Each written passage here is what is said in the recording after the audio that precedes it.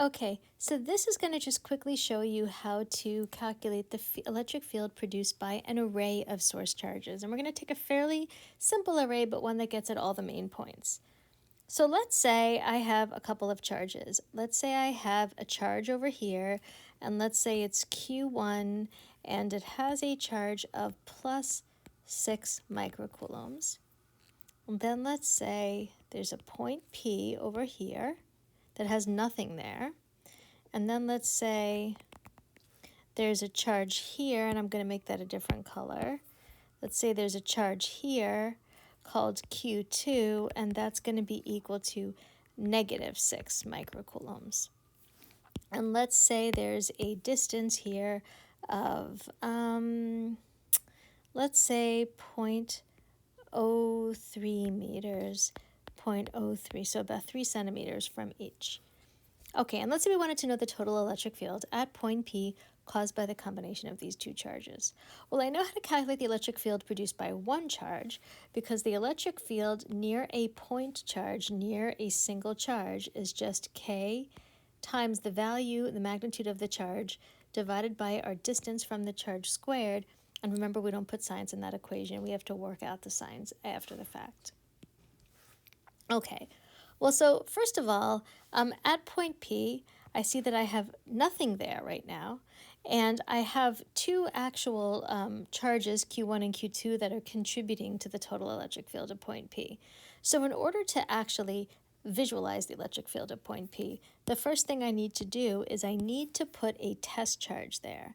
And remember, a test charge is always by definition positive, and it's what you imagine at a point in space to determine what the electric field is at that point in space.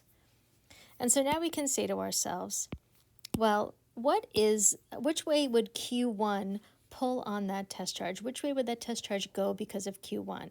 Well, since Q1 is positive, and since the test charge is always by definition positive, the little positive test charge would be pushed to the right, and so I would call this E at P caused by charge 1. Now let's examine the effect from Q2.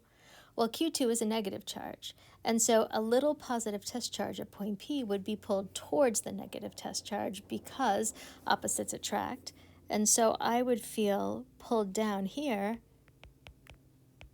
by a force directed towards Q2. And so I have two forces at right angles to one another. What's interesting here, because of symmetry, both charges happen to have the same value, and that I am equidistant from both charges, so that simplifies my calculation a little bit.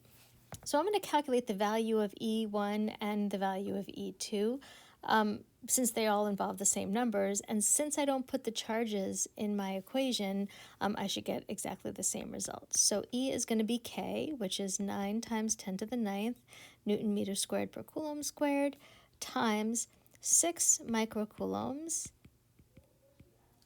divided by 0.03 meters, and the quantity squared. So if I did that, let's see, that would be a lot. Let me get my calculator and calculate that. I believe it's going to come out to like big.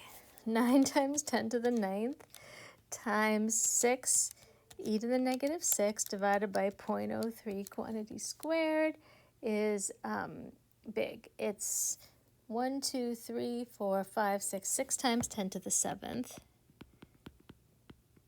newtons per coulomb, and that's going to be either to the left if I'm talking about EP1, or it's going to be down if I'm talking about EP2. And so if I come back to my diagram now, I can say, well, EP2 is equal to 6 times 10 to the 7th newtons per coulomb in the downwards direction.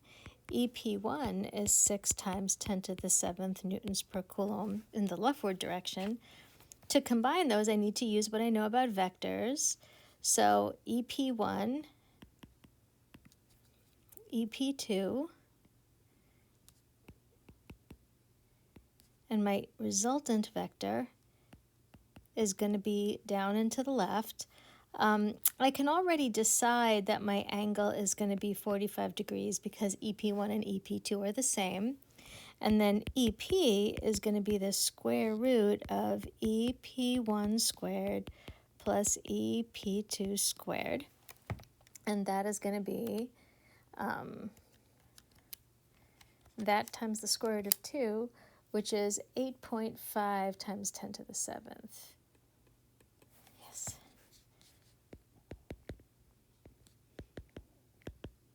Eight 8.5 times 10 to the 7th newtons per coulomb at 45 degrees in that direction. So I hope that was helpful, just a quick little video. Remember the steps. First, imagine a positive test charge at the point you're interested in. Then look at the contributions from the electric field of each charge separately. And then if you need to use vectors to combine them after you calculate the values, go ahead and use vectors. Okay, bye.